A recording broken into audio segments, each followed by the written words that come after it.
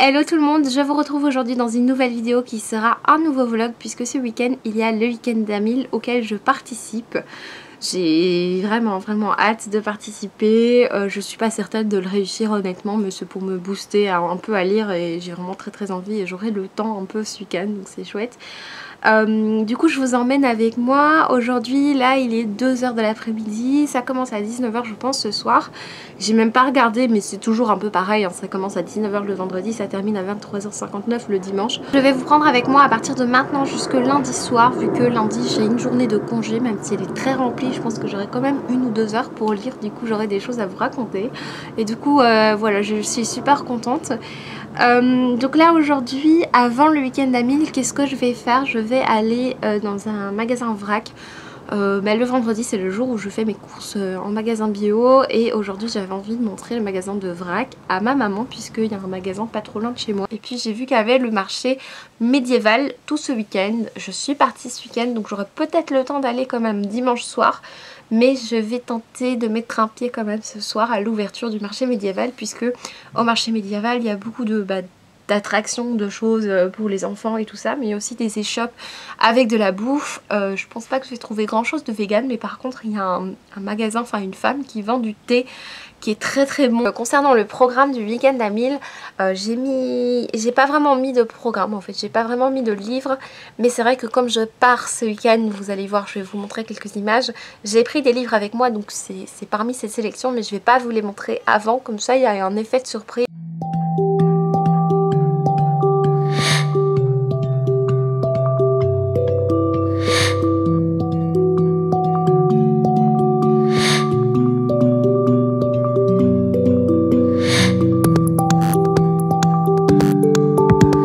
De retour des courses, je pense que je vous ai montré 2-3 images. Alors j'ai pas grand chose à vous montrer, je vous avoue, parce que c'est des fruits, des légumes, je pense pas que ça vous intéresse plus que ça.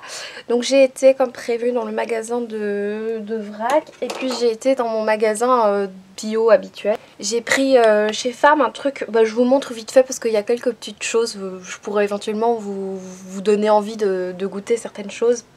Un truc que je prends systématiquement chez Farm, c'est emballé dans un carton avec je pense de l'argenté à l'intérieur, je n'en suis pas sûre.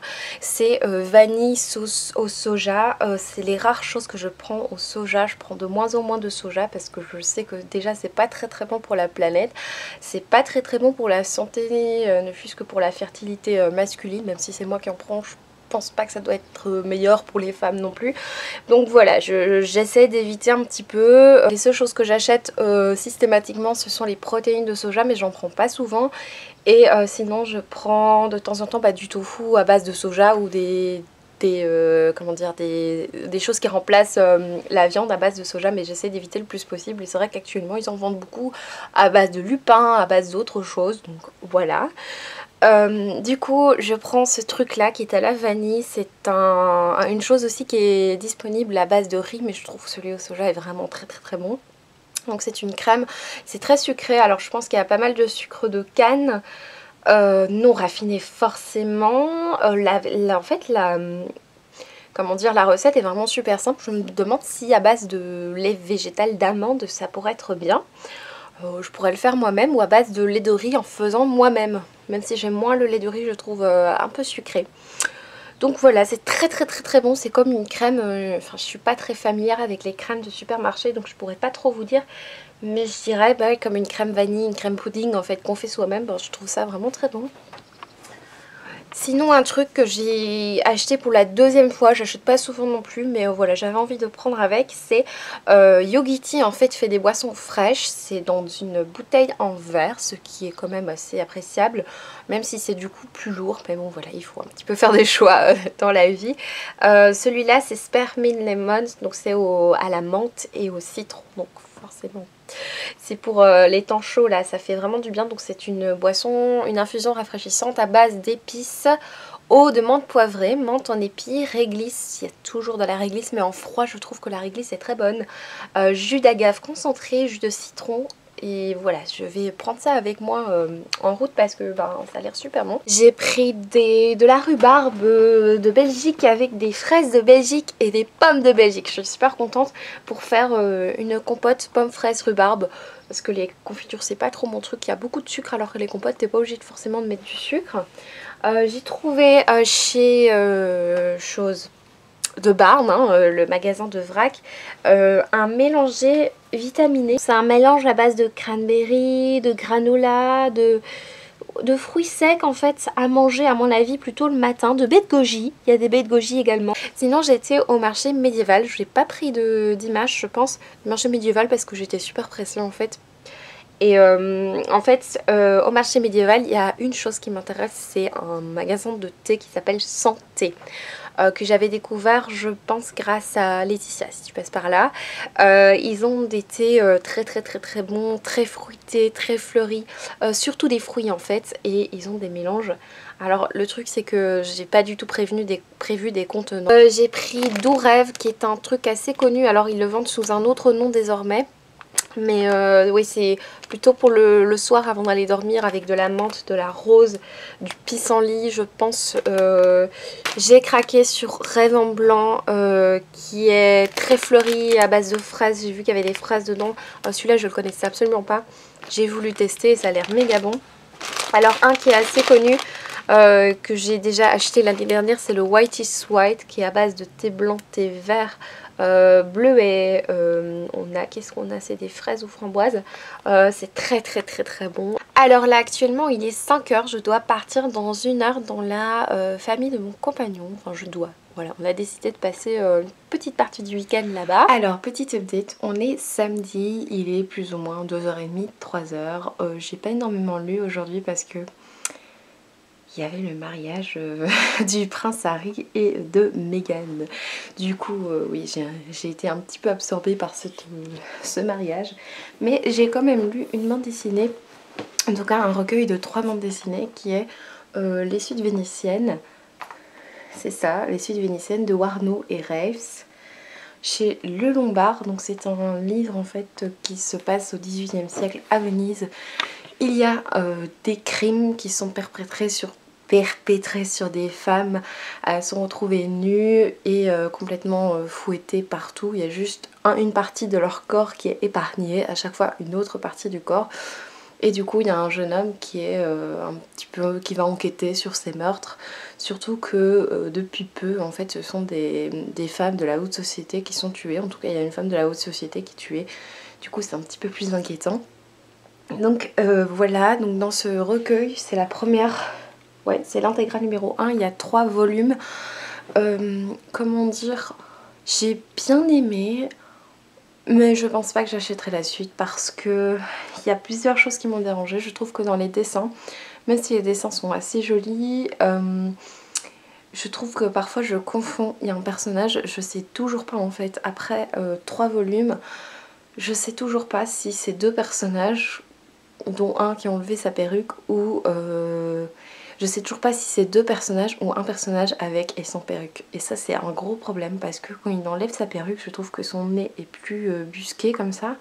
Et quand il a sa perruque, son nez est plus droit. Et du coup je sais pas si c'est le même homme. Voilà, et donc j'ai un gros problème avec ça. Je sais toujours pas après 3 tomes alors que franchement je devrais le savoir quoi. Du coup j'ai un petit problème de nom, de personne. Je trouve qu'on prend pas assez le temps pour développer les personnages. Il y a pas assez de texte je trouve, il y a beaucoup de dessins. Alors les dessins sont très agréables, c'est pas ça, mais il y a aussi autre chose qui me dérange. Je suis d'accord qu'on est au XVIIIe siècle, mais il y a un truc qui me dérange, c'est les femmes. Elles ont toutes le même corps, donc elles ont un corps mince avec une forte poitrine, elles ont toutes le même corps. Tu n'as pas une seule femme ronde, tu n'as pas une seule femme beaucoup plus mince, tu n'as pas une seule femme avec une poitrine plus petite. Et je peux vous dire qu'on en voit des poitrines, on voit des femmes nues, des hommes nus c'est plus rare. Pourtant j'aurais bien voulu, moi voilà. Je trouve qu'il y a énormément de nudité féminine dans ce livre qui n'est pas forcément nécessaire en fait. Et même si ça me dérange pas visuellement, c'est agréable à regarder, c'est pas ça le problème. C'est juste qu'il y en a beaucoup et que je pense en plus que les critères de beauté de l'époque au XVIIIe siècle à Venise n'étaient pas les mêmes qu'actuellement. Et les femmes qu'on voit là-dedans ce sont plutôt les critères actuels, donc des femmes minces avec une forte poitrine. Et ça me dérange qu'il n'y ait que ça en fait, comme si les dessinateurs avaient envie d'assouvir un certain désir de montrer ou forcément d'attirer un public grâce à ces femmes qui sont belles, hein. Je dis pas le contraire, mais c'est juste qu'on a un type de femme, un archétype de femme et ce sont toutes les mêmes et je trouve ça un petit peu dommage. Je sais que je chipote un petit peu, mais moi j'ai besoin aussi qu'il y ait une certaine crédibilité. C'est ce que je reproche aussi un petit peu dans les mangas, c'est que ce sont toujours, surtout dans les shoujo en fait, que les critères de beauté soient toujours les mêmes. Alors c'est autre chose, c'est un autre débat, mais dans les mangas, dans les shoujo particulièrement, toutes les filles, tous les garçons sont minces, ont des grands yeux, sont mignons, personne n'est laid, personne n'est un peu moins beau que... Enfin vous voyez ce que je veux dire, bien sûr les critères de beauté sont très personnels chez chacun, mais là visiblement ils sont tous les mêmes, donc voilà, je trouve ça un petit peu dommage.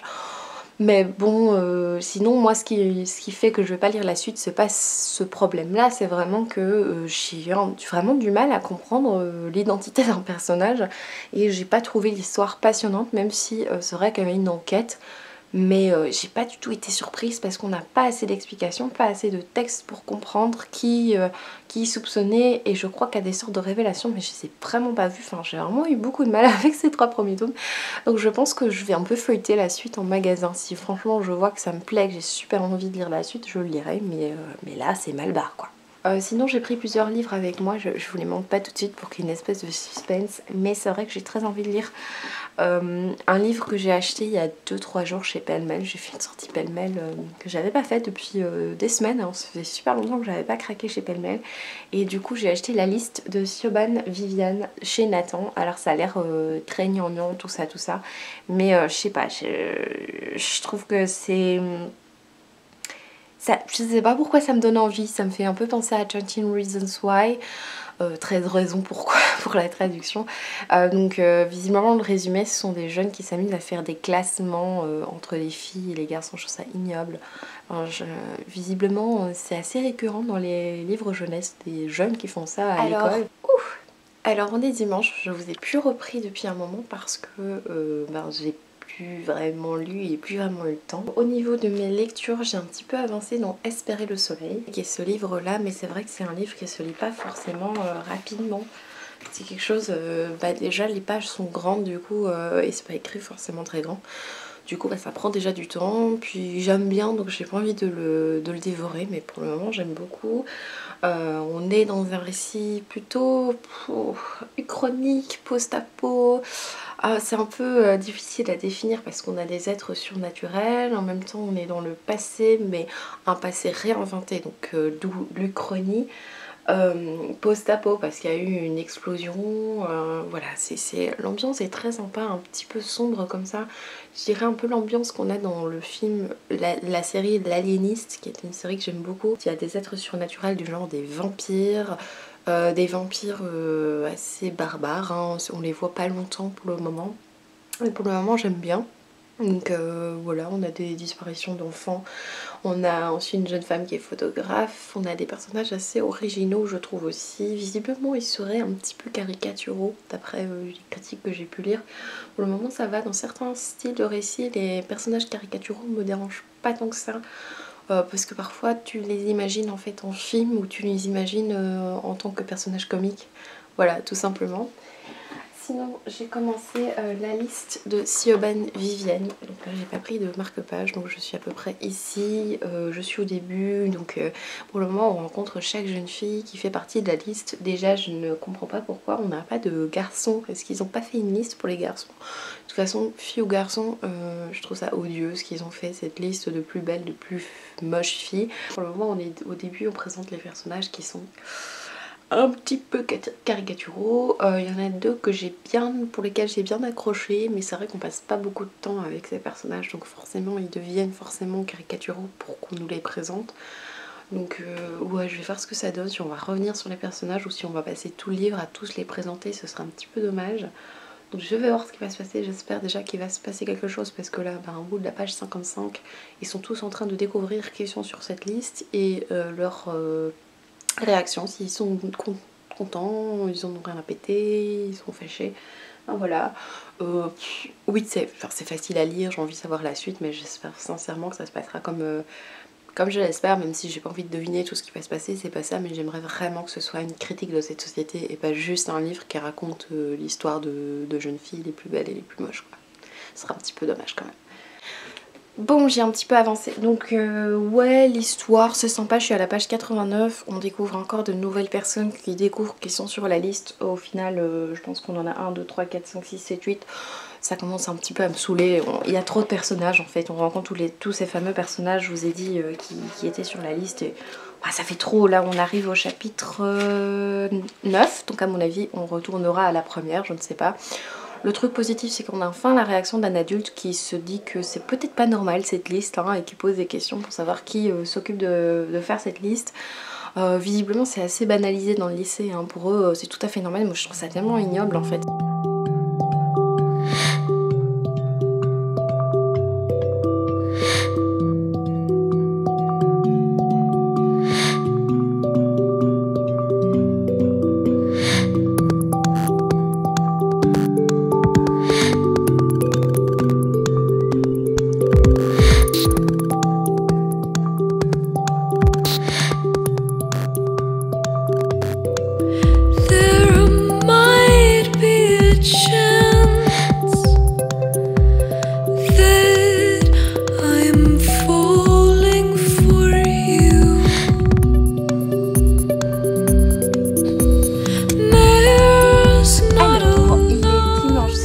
Près de 21 h, le week-end d'Amil en principe s'achève à 23 h 59.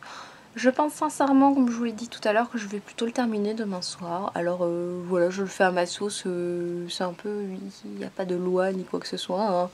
On fait un peu comme on veut et je vais pas forcément le partager, que je le fais un jour de plus parce que j'ai envie d'un peu avancer. Donc là j'ai un petit peu avancé puisque je me suis posée lors du marché médiéval. J'ai essayé de vous mettre quelques images.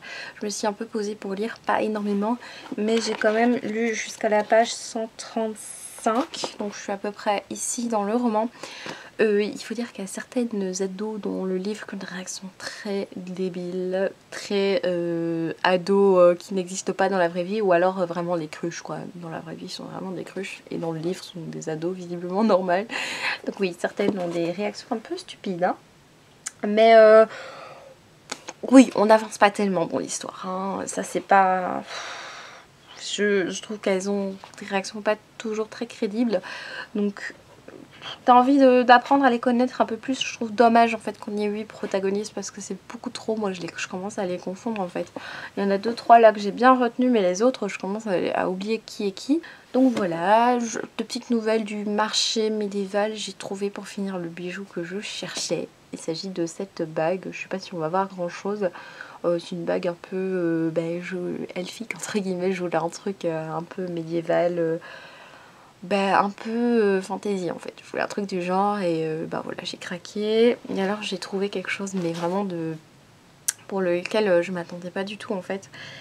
J'ai vu à la toute fin qu'il y avait une maison d'édition qui était là, je m'approche et je vois que c'est le Héron d'Argent. Alors les Hérons d'Argent c'est une maison d'édition qui est pas énorme mais qui a quand même quelques titres qui commencent à être un petit peu connus. Et je suis super contente d'avoir vu cette maison d'édition, je pensais vraiment pas qu'il y aurait des livres et je m'approche et je vois un livre que je cherche depuis des lustres. Du coup je pense que c'est un livre que j'ai acheté en e-book pour pas très cher, mais je vous avoue que quand je l'ai vu, je leur ai dit bah voilà, ça fait un bail, ça fait des mois que je cherche ce livre, que j'aimerais l'avoir. Et du coup je me suis dit tant pis, je l'ai déjà acheté en e-book mais je crois que je vais le prendre en papier. C'est ce que j'ai fait. Donc il s'agit de Faites vos jeux de Julia Richard. En plus je pense que c'est une nouvelle, c'est une réédition parce que il n'y avait pas ces petites cartes au début, vous voyez les signes des cartes à jouer, ils ont un petit peu changé. Et alors ce qu'il y a de particulier c'est que il y a des illustrations à chaque chapitre, donc je vais pas vous en montrer plus parce que c'est un huis clos et j'ai pas envie de vous spoiler, mais par contre il y a aussi des illustrations colorées de personnages. Et je viens de voir que Julia Richard est la dame qui a en fait illustré son propre livre en fait. Donc oui, on a les personnages qui sont représentés au milieu.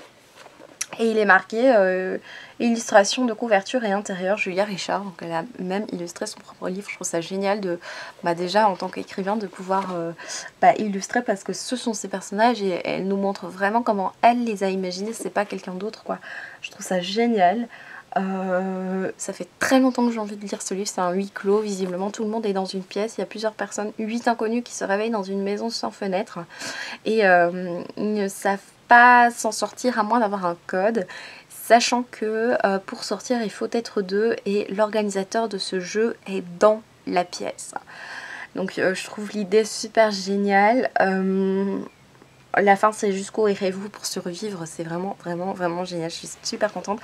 En plus j'ai cru que c'était un livre qui faisait 120 pages et en fait non, il fait plus de 300 pages, je suis super contente. Ils étaient au marché médiéval parce qu'ils ont en fait des livres du genre la croisade des Carpates, le Graal de l'inframonde, l'Arche de Bagnarok, ce genre de livres, les 7 portes de l'Apocalypse. Donc je suis vraiment heureuse. Sinon j'ai encore trouvé un Sarwell. Et du thé, voilà, tout simplement, rien de transcendant. Donc là je vous retrouve quand j'aurai un peu lu. Donc là ce soir ce que je vais faire avant d'aller dormir, je vais essayer de faire un banana bread. C'est une recette de pain à la banane quand on a des bananes trop mûres, et là j'en ai vraiment beaucoup qui sont trop mûres. Donc je vais faire ça et je vais faire aussi une compote avec des fruits que j'aime beaucoup. Donc voilà, je reviens tout à l'heure, je vais essayer d'un peu lire pendant la cuisson, ce serait bien. Alors concernant la confiture, non c'est la compote, c'est super bon. J'ai fait une recette à base de 3 ou 4 rhubarbes, 2 pommes et une petite dizaine de fraises, du sirop d'agave au pif, je vous avoue je sais pas combien j'ai mis, et du sucre au pif de canne non raffiné, je sais pas combien j'ai mis non plus. Et j'ai cuit la rhubarbe en petits morceaux avec du sucre, et puis j'ai rajouté les pommes, et puis j'ai mis un peu de citron aussi pour qu'il y ait un petit côté acide en plus de la rhubarbe, et je vous avoue que c'est une merveille. Voilà, c'est très bon, c'est que du bon qu'il y a dedans, donc voilà, je vous conseille si vous aimez un peu les fruits de saison et les légumes de saison. Alors, on est lundi, c'est lundi du congé, lundi 21 mai, je viens vous parler un tout petit peu de mes lectures du week-end à 1000. J'ai terminé la liste de Siobhan Vivienne, j'ai trouvé ce livre pas fameux, honnêtement. J'ai été jusqu'au bout parce que je voulais savoir ce qui allait se passer, parce qu'il y avait un peu des révélations, des trucs que j'attendais, mais honnêtement, en toute sincérité, j'ai vraiment pas aimé ce livre. Il aborde des sujets pourtant très intéressants dans le cadre de l'adolescence, mais tellement effleuré. Comme je vous l'ai dit, il y a 8 personnages, donc à chaque chapitre on change de personnage et on n'a même pas le temps d'être content pour un personnage ou triste pour un personnage, tellement ça va vite. On effleure des sujets du type par exemple l'anorexie ou la boulimie, ce genre de sujets qui sont très durs, et les effleurer, je trouve ça limite pas respectueux. Pour moi c'est pas un bon livre. Je pense qu'il y a certains messages qui devaient passer dans ce livre, je les ai vaguement ressentis parce qu'ils étaient tellement peu approfondis qu'on n'avait que le côté superficiel. Le bal de promo, c'est le seul truc qui était intéressant, enfin le seul objectif du livre, ça donnait cette impression, alors que je sens qu'il y avait quelque chose derrière, mais c'était vraiment très mal exploité. Trop peu de temps passé avec les personnages. Le personnage de Jennifer est pour moi incompréhensible. Je n'ai jamais compris en fait cette amitié qu'elle avait avec un personnage de Margot. C'est pas assez expliqué, je comprends rien à ce qui se passe entre elles. Donc ouais, pour moi c'est vraiment pas une bonne histoire. Je sais pas si je vais le revendre parce que je l'ai un peu abîmé lors de ma lecture, et je l'ai acheté en plus en seconde main, mais c'est vrai que ouais, non, j'ai vraiment pas accroché à ce livre. Alors du coup au niveau des... j'ai pas compté, mais je crois que ça me fait plus de 400 pages pour le week-end à 1000. Je vais essayer de lire encore un peu aujourd'hui, j'aurai pas énormément de temps.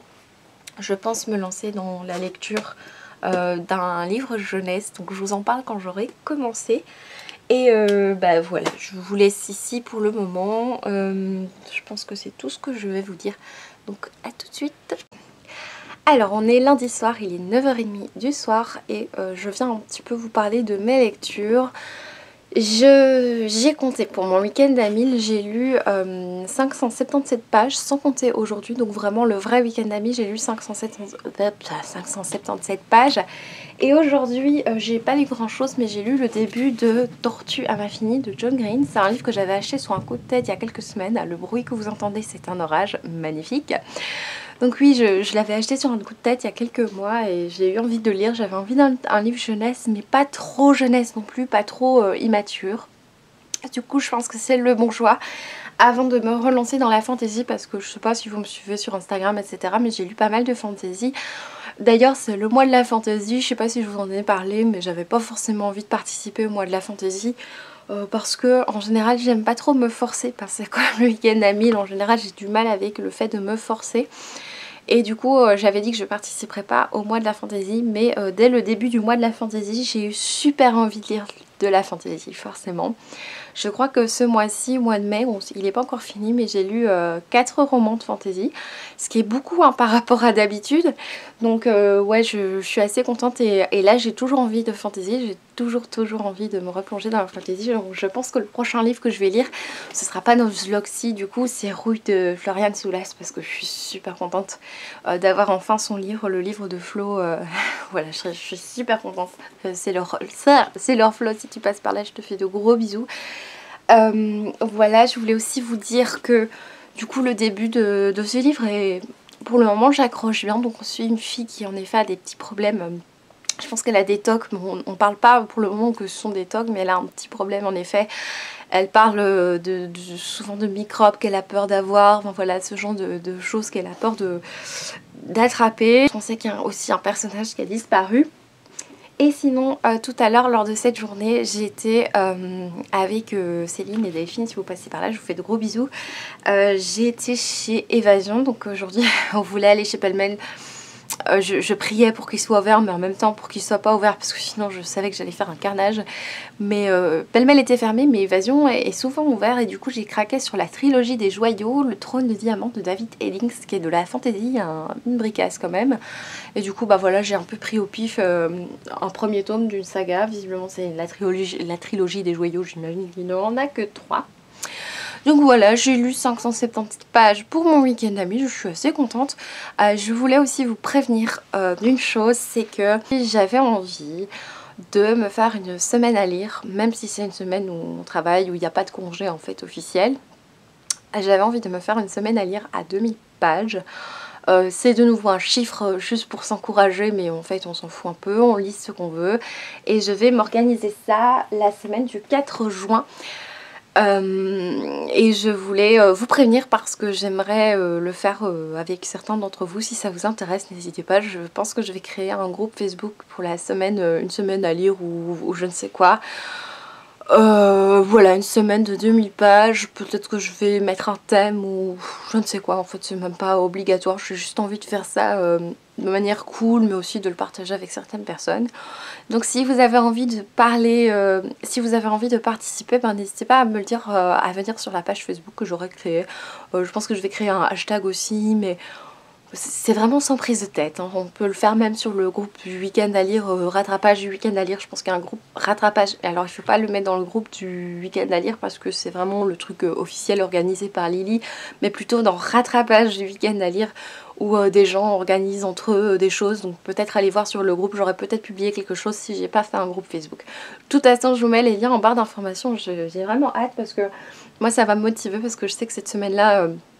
Après, à la fin de cette semaine-là, il me restera plus que 3 semaines, je pense, ou 4 semaines de cours, et ça me fera vraiment du bien de faire une semaine comme ça. Et je sais que j'ai pas énormément de choses en plus cette semaine-là, donc voilà, ce sera avec beaucoup de plaisir. Je pense aussi, comme c'est la première semaine de juin, en général, je me permets une sortie filigrane par mois, et en général, je la fais au tout début du mois. Ce qui n'est pas très logique en soi, mais voilà, moi je me la fais au début du mois, ma sortie filigrane, et du coup ce sera cette semaine là. Du coup vous verrez un petit peu mes petits craquages filigrane. Je vais essayer de faire moins que le mois passé, mais je pense qu'il y a des choses qui me tentent déjà, donc voilà. Bref, je vais clôturer ce week-end à 1000. Je vais également aussi essayer de monter cette vidéo assez vite pour que vous puissiez participer avec moi pour la semaine à lire. Comme ça me fera plaisir qu'on en discute. Je vous fais des gros bisous et je vous dis à bientôt.